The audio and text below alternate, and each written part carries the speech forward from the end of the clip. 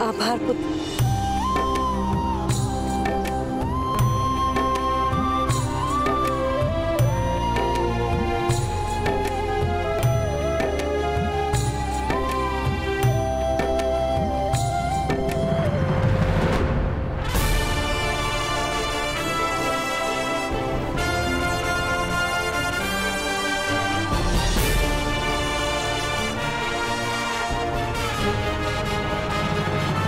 ये सब माया।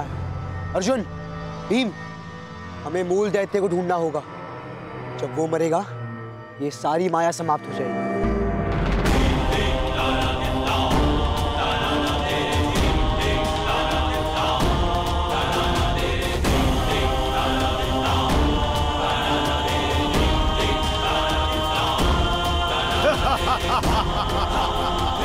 राक्षस की छाया की ओर देखो, केवल एक ही राक्षस की छाया भूमि पर गिरेगी।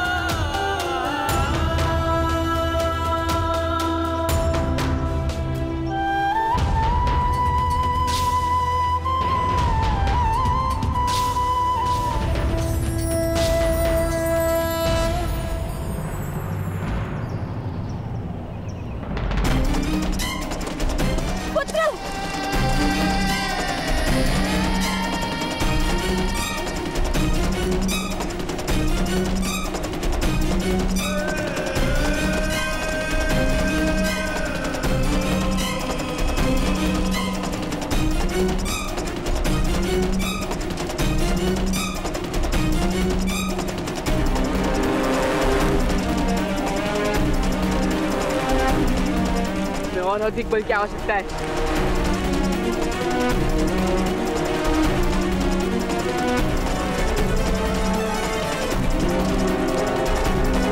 कोई मेरे पुत्र की रक्षा करो। तुम 5 भाई मुझे क्षति नहीं पहुंचा सकते। 5 नहीं 6।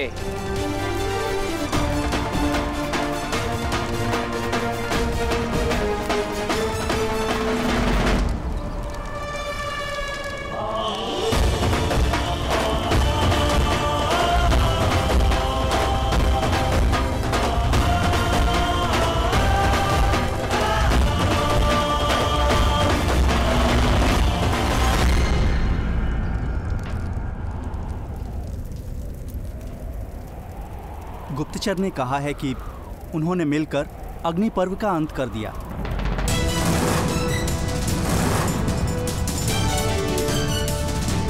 जाओ। असंभव! पांडव जीवित नहीं रह सकते मामाश्री। अब मुझे स्वयं ही उनका वध करना होगा। मूर्खता मत करो पुत्र। मूर्खता मत करो। जो भाई अग्नि पर्व का अंत कर सकते हैं, उनका वध करना इतना सरल नहीं होगा। जब बल का प्रयोग काम ना आए, तो छल का प्रयोग करना ही पड़ता है। अर्थात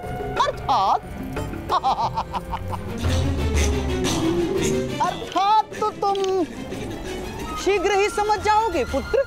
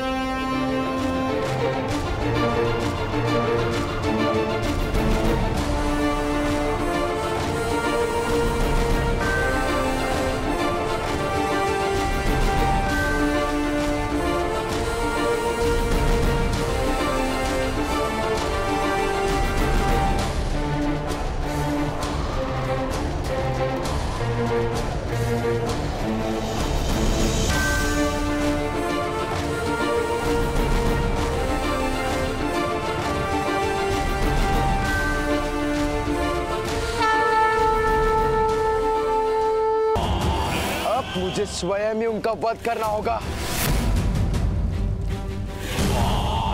मूर्खता मत करो पुत्र।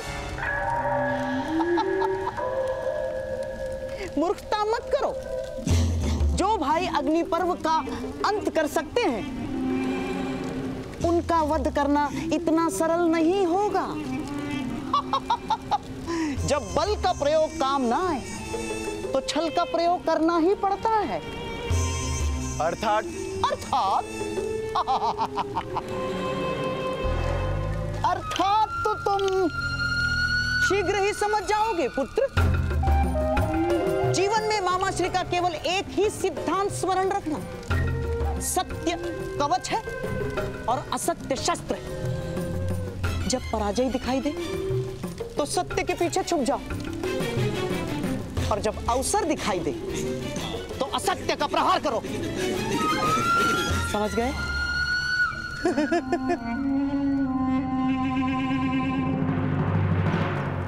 आपका बहुत बहुत धन्यवाद सज्जन, किंतु आप हैं कौन?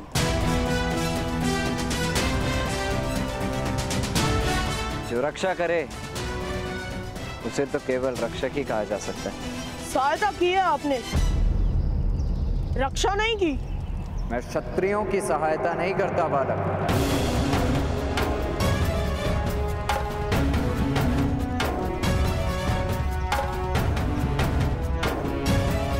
क्योंकि क्षत्रियों का स्वभाव होता है कि वे अपने सहायक को शीघ्र ही दास मान लेते हैं, और दासत्व मेरा स्वभाव नहीं। हम वनवासी दासत्व में नहीं, मित्रता में विश्वास रखते हैं। और भीम अंतिम सहायता, जिसके बाद और किसी सहायता की आवश्यकता ना हो, उसे रक्षा ही कहते हैं। ज्येष्ठ भ्राता, क्या हम भाई मिलकर उस राक्षस का वध नहीं कर पाते? कर पाते, अवश्य कर पाते, किंतु कैसे कर पाते?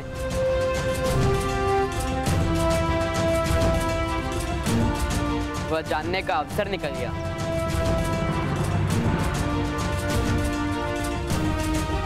इसीलिए उचित होगा कि हम इन्हें रक्षक मानकर प्रणाम करें।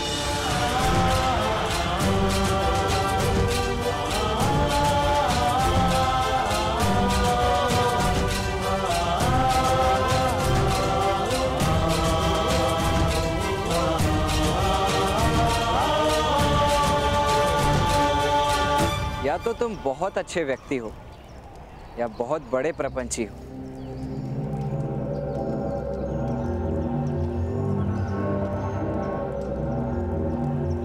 हमारे भ्राताश्री का अपमान मत कीजिए, हम सहन नहीं कर सकते।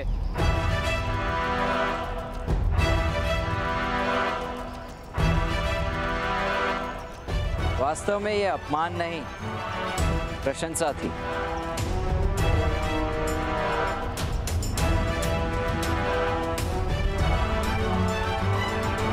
यदि इससे मन ना भरा हो तो आपकी माता के साथ मेरे पिता इसी ओर आ रहे हैं।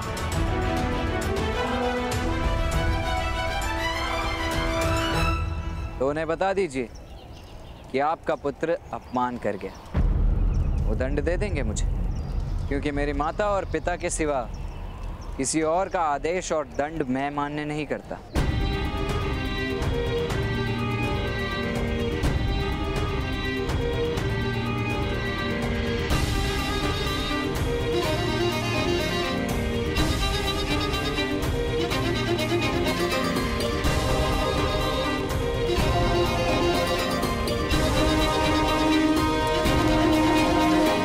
माता, आप स्वस्थ है ना?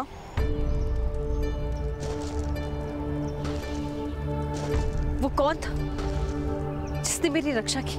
कोई बहुत उद्दंड व्यक्ति था माता, ज्येष्ठ का अपमान किया उसने।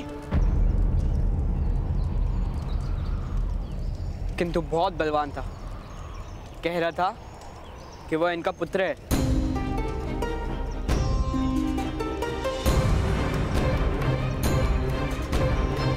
अधिरथ महोदय, वो कर्ण था।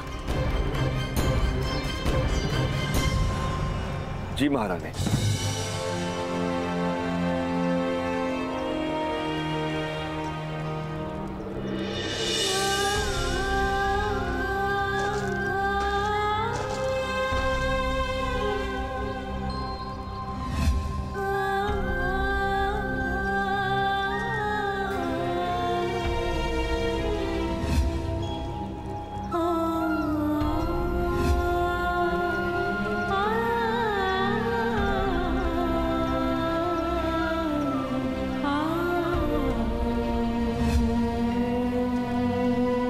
बिना मिले क्यों जा रहा है?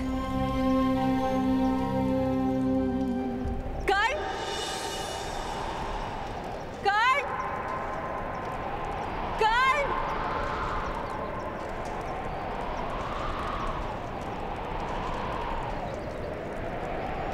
नहीं नहीं, मेरे पास विश्राम करने का समय नहीं। मुझे माता के लिए कस्तूरी मृग पकड़ने जाना है ना।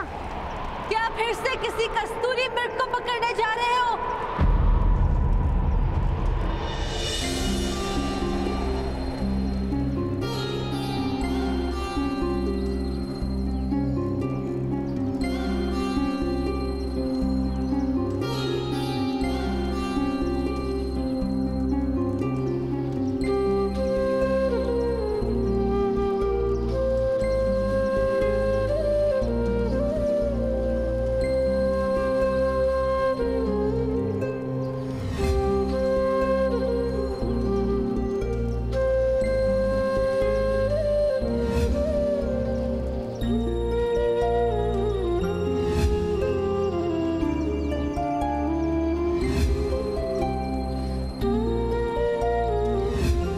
स्मरण करोगे ना पुत्र?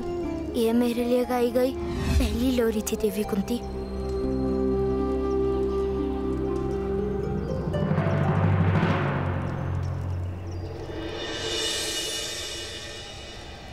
नहीं महारानी, कस्तूरी मृग सूतों के हाथ कब आते हैं? केवल कल्पना ही रह जाती है।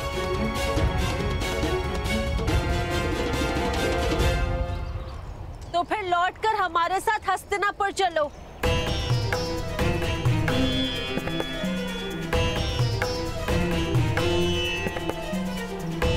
नहीं महारानी,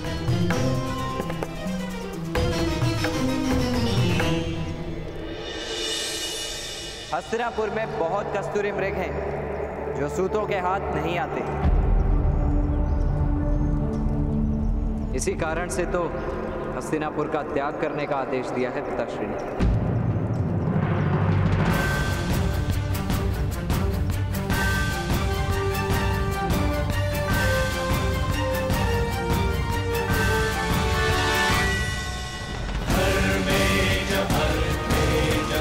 प्रणिपात।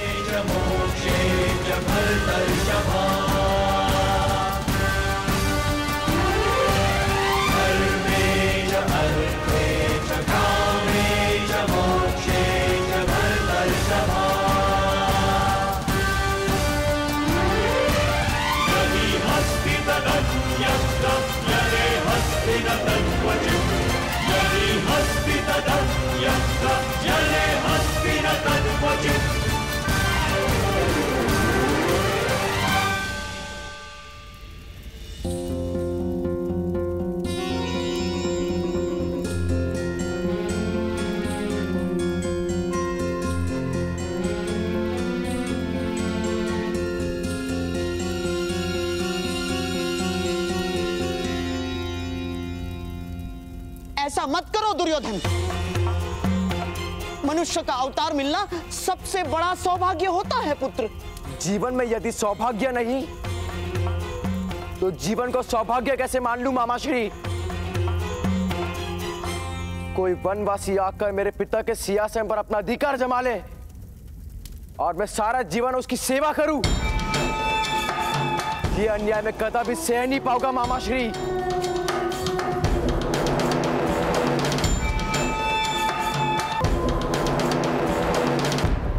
पुत्र दुर्योधन, ये क्या मूर्खता है? तुम चिता बनाकर उस पर बैठे हो और इस चिता में भस्म भी अवश्य हो जाऊंगा मैं पिताश्री। मामाश्री, अग्नि दीजिए मुझे।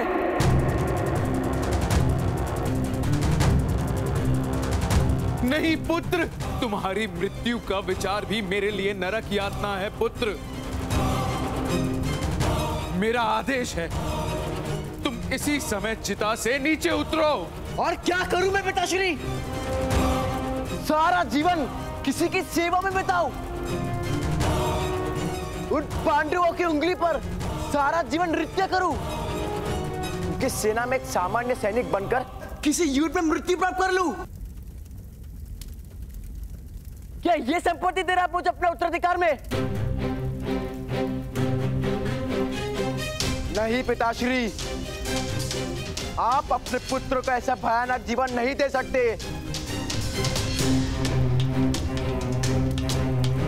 या तो मुझे युवराज बनाइए या मुझे मरने दीजिए।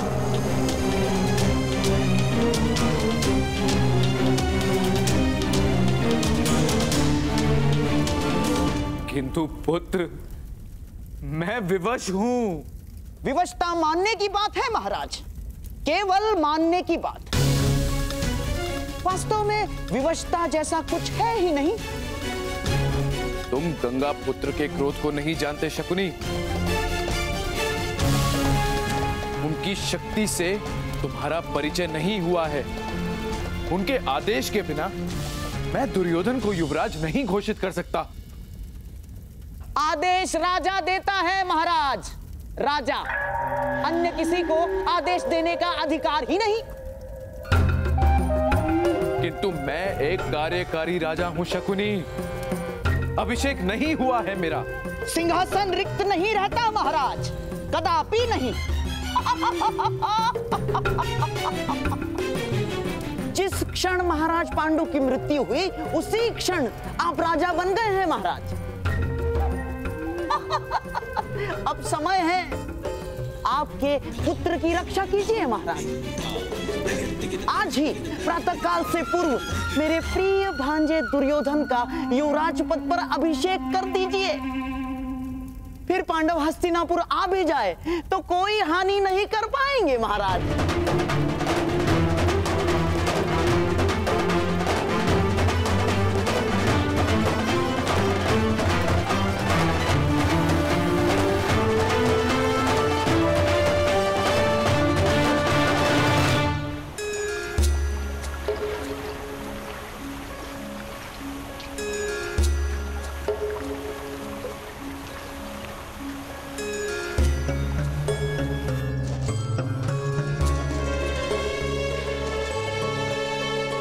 अधिरथ महोदय, कर्ण को निष्कासित करने का क्या कारण था?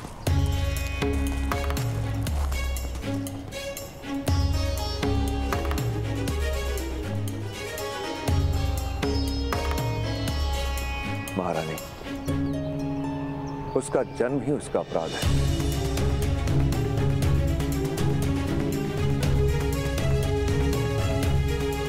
सूत समाज कर्ण का सामर्थ्य धारण नहीं कर सकता। अर्थात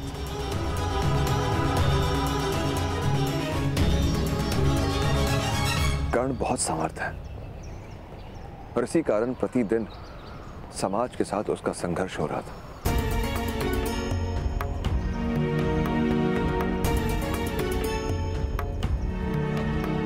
छोटी जाति में सामर्थ्य श्राप बन जाता है महाराज। सामर्थ्य कभी शाप नहीं बनता अधिरथ।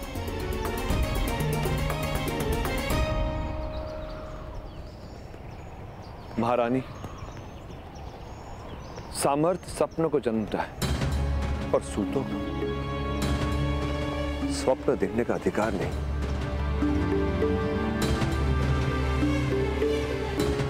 कर्ण शस्त्र उठाकर योद्धा बनने का स्वप्न देख रहा था। सपने से अपने संतान को जगाना पड़ता है, वास्तविकता का परिचय कराना पड़ता है और फिर अपने पुत्र को जगाने का कार्य माता पिता ही कर सकते हैं। कोई कारण नहीं कि कर्ण को वन में रहना पड़े।